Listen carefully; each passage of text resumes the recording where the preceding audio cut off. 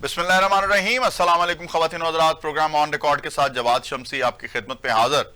नाज़रीन, वज़ीर आज़म की ज़ेर सदारत एपेक्स कमेटी का अहम इजलास और उसमें अहम फैसले, और दूसरी तरफ फैसल वाडा की प्रेस कॉन्फ्रेंस उसकी बड़ी अहमियत इसलिए मेरी नज़र में है कि first time in history of Pakistan direct American Congress और उनकी सेनेट को इन्होंने जो है एड्रेस किया है, और ह्यूमन राइट्स की वायलेशंस वहां जो हो रही हैं, या ट्रंप के ऊपर जो फायरिंग हुई है, या उस इलेक्शन में जो बेज़ाब्तगियां हुई, या जिस तरह से भी वहां उन्होंने कहा कि अगर हमारी स्टैब्लिशमेंट पे आप इल्ज़ाम लगाते हैं ह्यूमन राइट्स की वायलेशंस का, तो फिर आप भी अपना गिरबान झांकें। ये मुझे समझ नहीं आई कि इस मौके पे ये प्रेस कॉन्फ्रेंस क्यों करवाई गई है, क्योंकि उन्होंने बारहा ये कहा है जी मेरा हुकूमत से कोई ताल्लुक नहीं है।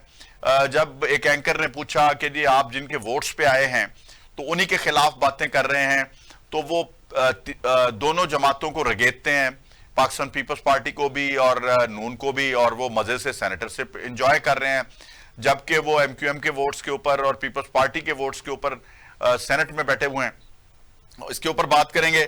दूसरा, शर्जील मेमन साहब जो हैं, उन्होंने बड़ा खुल के बात की है कि जी हम किसी किस्म की फितना अंगेजी, शर अंगेजी की जो है इजाजत नहीं देंगे, और ये फितना पे मबनी 24 की जो कॉल है उसको उन्होंने करार दिया है। इन मौजूआत पे बात करने के लिए मेरे साथ मौजूद हैं इस वक्त जानी मानी शख्सियत हैं और पाकिस्तान पीपल्स पार्टी के, मैं समझता हूँ रूह रवां हैं इस वक्त। उनका एक बड़ा इंपॉर्टेंट रोल है, कानूनदान है। मैं समझता हूँ वेलफेयर के हवाले से भी इनके फादर का भी एक बड़ा सियासी पॉलिटिकल मकाम है, तो ये मैं इनको पॉलिटिकल फैमिली कह सकता हूं। मेरी मुराद अली बदर साहब से है। अस्सलाम वालेकुम अली बदर साहब। वालेकुम अस्सलाम जी, आपको वेलकम करते हैं जी शो में। अच्छा अली बदर साहब, मुझे बताइए, हम आगाज कर लेते हैं फैसल वाडा से। फैसल वाडा जो हैं वो बड़ा रगेतते हैं, वो कहते हैं जी ये एक्सपायर्ड जमाते हैं पाकिस्तान पीपल्स पार्टी और नून लीग, और सेनेटरशिप वो आप ही के सर पे एंजॉय कर रहे हैं, आप ही के वोटों से बने हैं, और फिर वो हुकूमती नशिस्तों पे भी बैठे हुए हैं सेनेट में, अगर मैं सही कह रहा हूं तो मुझे बताइए कि इस तरह का बंदा ना तो आपके फायदे में है और उल्टा नुकसान में है, और जितनी भी एफर्ट की होती है आपकी जमातों ने मिलकर, बिलावल भुट्टो ने 26वीं तरमीम कोई भी पास नहीं करवा सकता था अगर बिलावल साहब एफर्ट ना करते, और या नून लीग और आप मिलके स्पेस ना देते, मौलाना फजल रहमान की बात ना मानते और पॉलिटिकल विजन ना शो करते, तो वो सारा क्रेडिट किसी और को दे देता है, आप लोगों को जीरो कर देता है, सियासी जमातों को। बिस्मिल्लाहिर्रहमानिर्रहीम। बहुत शुक्रिया शम्सी साहब, आपने अपने प्रोग्राम में इनवाइट किया है। देखिए, पॉलिटिक्स के अंदर ना सब्र और बर्दाश्त बहुत की चीज होती है, बड़ी इंपॉर्टेंट चीज होती है। इसके बगैर मामलात आगे चलते नहीं। हमें एक सियासत के अंदर रह के एक दूसरे के पर्सपेक्टिव का ख्याल करना चाहिए, रिस्पेक्ट करनी चाहिए। फैसल वाडा साहब सेनेटर हैं, और अगर वो कोई बात करते हैं या उनके अपने पर्सपेक्टिव है, तो हमें उनकी बात को सुनना चाहिए और उसके ऊपर स्माइल देनी चाहिए, क्योंकि फैसल वाडा साहब ने, वो तो किसी हुकूमती नुमाइंदा है नहीं, और वो जिस तरीके से इंडिपेंडेंट हैसियत में गए हैं, वो किसका बयानिया पेश करते हैं, क्या मामला करते हैं, इसलिए हमें उनकी बात सुननी चाहिए। बहुत सारी ऐसी चीजें हैं और हुकूमतों में ऐसे लोग होते हैं और ऐसे इंडिपेंडेंट लोग भी होते हैं जो किसी हुकूमती पार्टी का या हुकूमती सियासी पार्टी का हिस्सा नहीं होते, लेकिन वो हुकूमत में रह के बहुत सारे ऐसे इंडिपेंडेंट ख्यालात को पेश करते हैं जो कि किसी न किसी पर्सपेक्टिव को बयान करते हैं। तो ऐसे लोगों को जो है उनकी बात सुननी चाहिए, और उन लोगों के पर्सपेक्टिव के ऊपर आपको उनकी रिस्पेक्ट करनी चाहिए। हमें उसके ऊपर कोई क्रिटिसाइज या वो नहीं करना, क्योंकि देखे पीपल्स पार्टी के वोटों से बिल्कुल वो बने हैं, एमक्यूएम से। अगर वो उनका सेटिस्फेक्शन नहीं है किसी पार्टी के ऊपर, तो कोई नहीं, पार्टियों के अंदर अच्छे बुरे टाइम आते हैं, परफॉर्मेंस और डिलीवरी वीक होती है, कभी अच्छी हो जाती है। इसका मतलब ये नहीं है कि पॉलिटिकल पार्टी खत्म हो जाती हैं या पुरानी हो जाती है। पुरानी पार्टी तो जितनी होगी उतनी ओल्ड इज गोल्ड, जितनी भी पुरानी होगी उतनी उसके कैरेक्टरिस्टिक नजरिया उतना ही स्ट्रांग होगा, और उतनी वो बेहतर चीजें करेंगी। ये वक्त के साथ पॉलिटिकल पार्टीज को जरूरत होती है कि बदलने की। अच्छा अली, अली बदर साहब, आप मुझे आज ना एक झलक नजर आई है, मुझे वो जहांगीर बदर साहब का वो दौर याद आ गया कि जब वो अपनी स्पेस क्रिएट करते थे लाहौर में और पाकिस्तान पीपल्स पार्टी को मैं तो समझता हूं को लीड करते थे, और उन्होंने काफी इलेक्शन जिताए, लाहौर में बड़ा मुकाबला होता था और भरपूर तरीके से वो ज़ियाउल हक के अपना नॉमिनेटेड लोगों का बड़ी भरपूर मुकाबला किया करते थे और इलेक्शन जीता करते थे, और उनका पेशेंस जो था वो काबिल दीदनी होता था। जब वो शहबाज शरीफ से मुलाकात करते थे जो ऐसे लगता था बड़ा फ्रेंडली मूड या साद रफीक जैसे लोगों के साथ मिल रहे होते थे, तो मैंने इनको बड़ा घुल मिल के मैंने कवर किया। उस जमाने में नवाए वक्त के साथ में था, तो वो एक और ही दौर था, बड़ा मजे का दौर था। तो मुझे वो एक झलक नजर आई है, ये हौसला पाकिस्तान पीपल्स पार्टी वालों का ही हो सकता है जो आप बात कर रहे हैं। देखिए ये शमसी साहब, आपने जिस दौर की बात की है ना, देखिए उस दौर में जहांगीर बदर साहब को अवाम की इतनी सपोर्ट थी कि उन्होंने 88 का इलेक्शन जीता। 1990 में भी वो इलेक्शन जीत गए थे, लेकिन सुबह अखबार की सुर्खियों में और फैसला करने वाले कुछ लोगों की वजह से उनको हरा दिया गया और शहबाज शरीफ साहब को जिता दिया गया। तो इस बात का बदर साहब को बिल्कुल पता था कि मैं इलेक्शन जीता हुआ हूँ, लेकिन अगर आपको कोई जीतने वाली जो फैसला करने वाले कुव्वतों के कुछ नुमाइंदे हैं वो आपको जीतने ही ना दें और आपको आपका रास्ता रोके, आप उनसे स्टेट के साथ लड़ नहीं सकते, क्योंकि जिद की सियासत तो होती नहीं। हमने तो आगे चलना है। उन्होंने तो कोड़े बर्दाश्त किए, जेलें बर्दाश्त की, लेकिन उन्होंने कभी भी इदारे को जो है टारगेट नहीं किया। वो तो लड़ाई चंद लोगों की होती थी, इंडिविजुअल्स की होती थी, उससे आपके साथ इदारे के साथ थोड़ी होती थी। तो लिहाजा अभी भी जो आपने साद रफीक साहब का किया, सियासी हरीफ रहे हैं लेकिन बड़े अच्छे आदमी हैं। मेरे वालिद के साथ उनका बहुत प्यार का रिश्ता था, लेकिन वो अपनी पार्टी में थे, मेरे वालिद अपनी पार्टी में, और मुकाबला करते थे। और मैंने 2002 के इलेक्शन में भी जब कैंपेन की, मेरे वालिद जेल में थे, तो हमारा और PMLN का जो मुकाबला था वो जमीन आसमान का फर्क था। लेकिन at the end of the day हमें इलेक्शन हरा दिया जाता है, तो उसके ऊपर हम कर कुछ नहीं सकते, क्योंकि यहाँ पे पाकिस्तान में 88 से लेके आज तक। अच्छा अली बदर साहब, ये हिस्ट्री है, बिल्कुल ये गोल्डन हिस्ट्री है, मैं तो इसको ये कहूंगा। लेकिन मुझे ये बताइए कि उस वक्त कैरेक्टर असैसिनेशन नहीं की जाती थी। अगर किसी तरफ से होती भी थी तो मैंने पाकिस्तान पीपल्स पार्टी को इसमें मुलव्वस नहीं पाया। लेकिन आज के दौर में आप देख लें, PTI एक तरफ से पांव पड़ती है, दूसरी तरफ गिरेबान पकड़ती है, वो किसी को बख्शती नहीं। मैं थोड़ा फैसल वाडा पे आऊंगा। फैसल वाडा साहब ने अमेरिकन कांग्रेस के ऊपर जो है वो क्रिटिसिज्म किया है, तो जरा बताइए कि ये हुकूमत का और एस्टेब्लिशमेंट का पैगाम है जो आज की प्रेस कॉन्फ्रेंस में उन्होंने बड़ा स्ट्रांग पैगाम दिया है, और उन्होंने कहा है कि अगर पाकिस्तान में वो वाकया हुआ था जो इमरान खान का था गोलियों वाला, तो वहां भी तो ट्रंप के ऊपर गोली चली है, तो वहां भी आप एस्टेब्लिशमेंट के ऊपर फिर इल्जाम लगाएं अगर यहां लगाते हैं तो ये जो मवाजना किया उन्होंने ह्यूमन राइट्स की वायलेशन का, उन्होंने बिल्कुल बराबर खड़ा कर दिया है पाकिस्तान और अमेरिका को। यहां वो गलत हैं, पाकिस्तान में तो बहुत कम ह्यूमन राइट्स की वायलेशन हो रही है जितनी अमेरिका में हो रही है। आप इस पे क्या कह रहे हैं? देखिए अमेरिका जो है ना, उसको ह्यूमन राइट्स की डेफिनेशन का ही उसके ऊपर काम ही नहीं करते। उनकी अपनी ह्यूमन राइट्स की डेफिनेशन है, जो उनका अपना इंटरेस्ट होगा वहां पे ह्यूमन राइट्स की डेफिनेशन की तरफ वो टिल्ट करेंगे। अदरवाइज जहां पे उनका इंटरेस्ट है वहां पे वो अपनी मर्जी करेंगे। तो लिहाजा इस चीज के ऊपर आप नहीं कह सकते कि उनका क्या ह्यूमन राइट्स का है।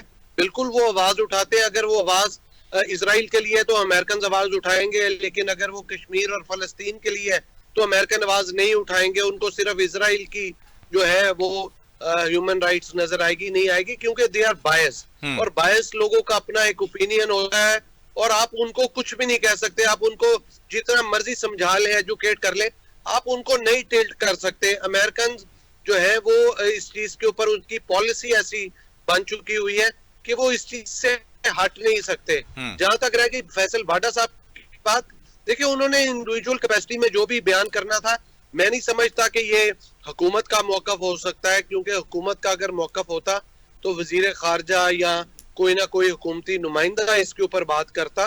और अमेरिका के अंदर ये जितना भी कांग्रेसमैन ने और सेनेटर्स ने की है, देखिए एक चीज बड़ी समझने वाली है कि जब अमेरिका के अंदर इलेक्शंस होते हैं तो वहां पे कांग्रेसमैन और सेनेटर्स के, गवर्नर्स के और अमेरिकन प्रेसिडेंट के इलेक्शन में लॉबीज फर्म्स जो है वो फंड रेजिंग करती हैं और फंड रेजर जो है वो पैसा इकट्ठा करके देते हैं और जब जो लोग पैसा देते हैं वो फिर उन्हीं कांग्रेसमैन, सेनेटर्स, गवर्नर्स और अमेरिकन वाइस प्रेसिडेंट, प्रेसिडेंट से जब कोई मामला आता है उनके लिए अपनी आवाज उठाते हैं और वही लॉबीज जो होती हैं, लॉबी फर्म्स जो होती हैं, तो वो रोल प्ले करती हैं उन लोगों से करवाने में।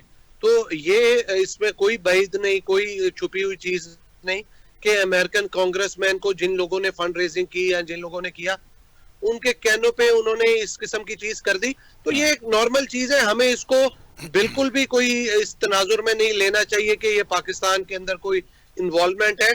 अगर दुनिया के 10 मुल्क लेटर लिख देंगे तो ये तो पाकिस्तानी स्टेट की अपनी सॉवरेनिटी का मामला है। सही। ये कोई नहीं हो सकता कि बाहर से कोई आपको इंटरफेयर करे और आप उसकी इंटरफेरेंस को जो है इन्फ्लुएंस तो फिर और इस प्रेस कॉन्फ्रेंस की हालात चेंज हो गए। आपके नजदीक इस प्रेस कॉन्फ्रेंस की सिग्निफिकेंस क्या है?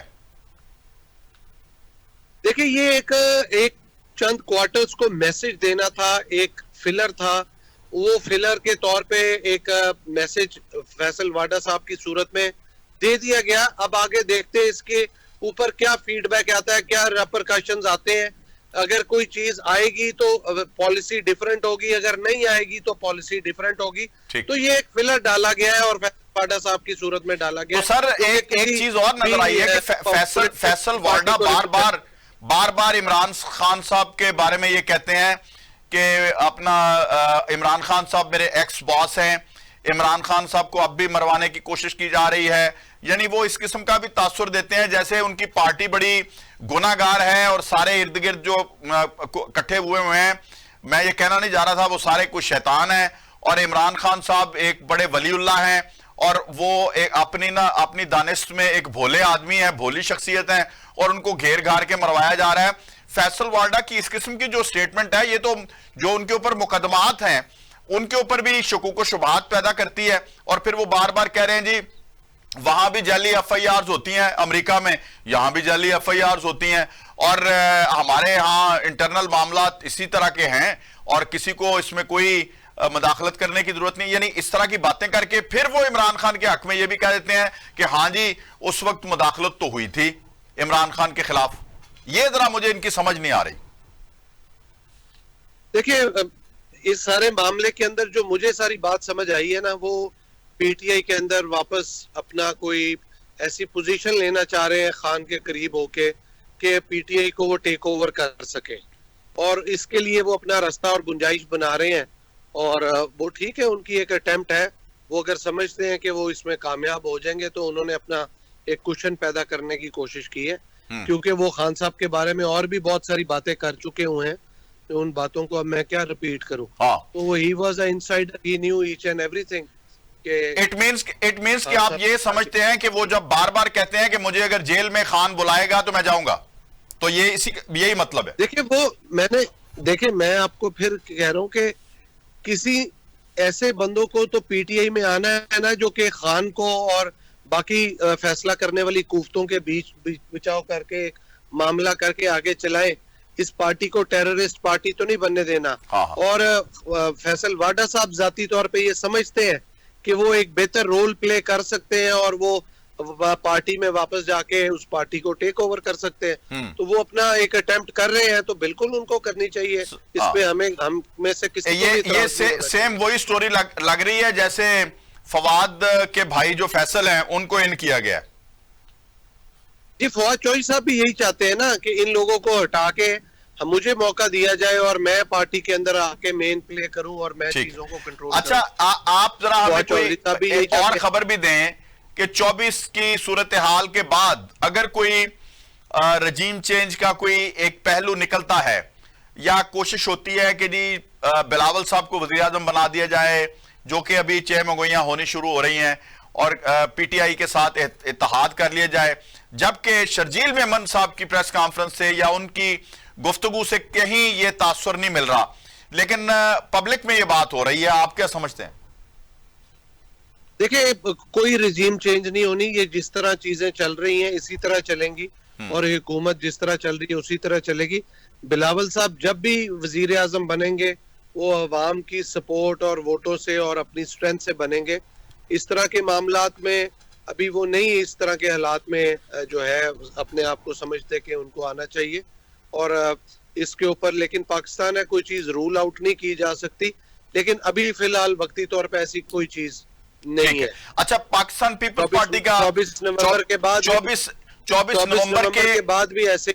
अच्छा, 24 नवंबर का जो ये जो जलसा जुलूस है या धरना है या जिस तरह से कफन बांधने की बात की जा रही है, आप as a political worker, political leader, as a कानूनदान नहीं समझते कि इस तरह का जो स्पीचेस करना ये प्रवोक करना है गवर्नमेंट के सिक्योरिटी के इदारों को कि हम कोई वायलेशन करने जा रहे हैं, हमें पकड़ लो? देखिए, इसके अंदर दो तरह के लोग हैं। एक वो लोग हैं जो चाहते हैं कि ये फंक्शन 24 नवंबर के आने से पहले हमें पकड़ लिया जाए ताकि हम इसका हिस्सा ना बने। दूसरे ये लोग हैं जो चाहते हैं हम सड़कों पे आए और ऐसा हुल्लड़बाजी या ऐसा कोई ना कोई इंसिडेंट क्रिएट करें जिससे लॉ एंड ऑर्डर की सिचुएशन क्रिएट हो और हुकूमत के ऊपर आए कि जनाब इनकी वजह से ये मामला हुआ, और जिससे वो, लेकिन ऐसा कुछ नहीं होना। जो मर्जी हो जाए यहाँ पे, जिस तरह का मर्जी इश्तियाल दिलवा लें या यहाँ पे हुल्लड़बाजी कर लें, कहानी कर लें, तो यहाँ पे कुछ ऐसा नहीं होगा, क्योंकि हुकूमत ने इन चीजों को कंट्रोल करना है। यहाँ पे दहशतगर्दी के भी बहुत सारे खतरात हैं और भी बहुत सारे मामलात हैं। तो इसके ऊपर पीटीआई वालों को खुद चाहिए, क्योंकि बहुत सारे लोगों को वो चाहते हैं कि इस तरह का कोई दहशतगर्दी का वाकया हो, आम अवाम उन्नास को नुकसान पहुंचाया जाए और उसकी वजह से जो है एक केओस और इंटरनेशनल। सर, एक आखिरी सवाल में जब उसको टालने चाहिए। एक आखिरी सवाल कि जब अली अमीन गंडापुर तशरीफ लाए, वहां पे डी चौक से पहले ही ये वहां से रवाना हो गए, केपी हाउस चले गए, लीडरलेस क्राउड छोड़ गए, ये प्री प्लान्ड था? और क्या इसलिए था कि जब लीडरलेस माहौल होता है वो मार भी खाता है, वहां पे खुदा न खास्ता कोई दहशतगर्द गोलियां चला दे, वो पुलिस के ऊपर इल्जाम आ जाए, और फिर ये इसी तरह की हरकत कर रहे हैं? जो लीडरलेस मॉब होता है उसका भी नुकसान हो सकता है और रियासत का भी नुकसान हो सकता है। पीटीआई होश के नाखून क्यों नहीं रह रही? आप क्या मैसेज देंगे इनको? देखिए, पीटीआई जो है ना, वो इस टाइम पे जो उसका एक सेगमेंट है वो खान की रिहाई के लिए, और जो खान कह रहा है उसके लिए इतना ज्यादा जज्बाती हो गया हुआ है कि उनको पाकिस्तान के का ख्याल ही नहीं है, और वो ये चाहते ही नहीं है कि यहाँ पे कोई स्टेट या कोई पाकिस्तान का नाम है या कोई इज्जत है या कोई इसकी सलामती का मैटर है। वो चाहते हैं कि खान रहे तो ये मुल्क है, खान नहीं है तो ये मुल्क ना रहे, खुदा ना खास्ता। तो ये लोग बिल्कुल जो है बेहोश व हंगम होके ये हरकतें कर रहे हैं, जो कि खुदा ना खास्ता बहुत ही अफसोसनाक है। और अल्लाह ना करे कोई ऐसा वहां पे वाकया होता है या चीज होती है तो उसकी जिम्मेदारी मैं समझता हूँ कि जितनी बानी पीटीआई पे है उतनी ही पीटीआई के दीगर लीडरों पे भी होगी, जिनकी वजह से ये सारे क्राउड और आम आवाम को का नुकसान होगा। अल्लाह ना करे ऐसा कोई वाकया हो। ठीक है, बहुत शुक्रिया। अली बदर साहब मेरे साथ मौजूद थे प्रोग्राम में और उन्होंने अपना इजहार ख्याल किया, और जो 24 का एहतजाज होने वाला है उसके हवाले से उन्होंने जितनी भी गुफ्तगू की है वो हमने आपके गोशगुजार की है। और मैं समझता हूं कि अपने ताई हर शख्स जो है जो रियासत पाकिस्तान में सियासत कर रहा है और वाकईतन पाकिस्तान की बेहतरी के लिए कर रहा है, वो कुछ ना कुछ पाकिस्तान के हवाले से अपने अंदर नजरियात रखता है। लेकिन जो लोग सिर्फ जला दो और घेराव करो और मारो और मार दो, इस पे तुले हुए हैं, मुझे नहीं समझ आ रही उनकी कौन सी सियासत है। ब्रेक पे जा रहा हूं, ब्रेक से वापस आता हूं तो मजीद प्रोग्राम को आगे बढ़ाऊंगा, मेरे साथ रहिएगा।